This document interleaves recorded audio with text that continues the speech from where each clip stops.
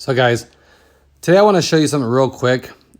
Most everyone knows this, but I just want to show you the proper areas to jack this car up if you guys are doing your own maintenance here. It's really basic, but I have seen some that weren't sure exactly where to put their jack.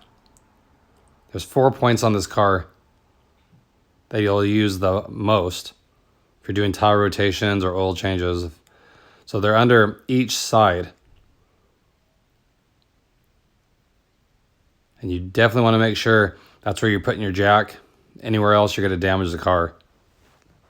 So I'll show you down the first one. If you get down here, it hangs down a tiny bit. See that piece right there? That's where you're going to set the jack. Right on that flat area. Nowhere else do you want to put the jack. Okay, not down here.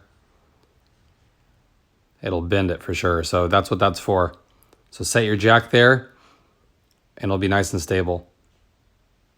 Okay, and then when you come around the back here, same thing. It's got to have them in front of the rear tire. See if I can show you here. Okay, see that flange right there? Just set the jack and jack it up.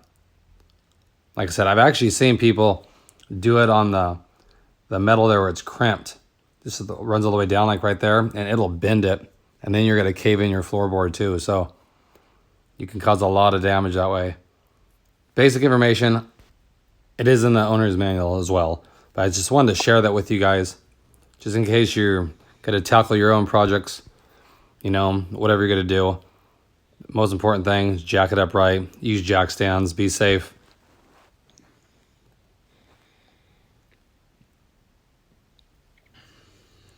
So those are the points.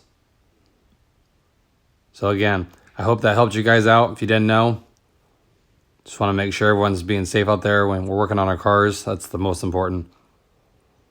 So I appreciate all you guys. I do. If you have any questions, comments, leave them below. I'll definitely get back to you guys.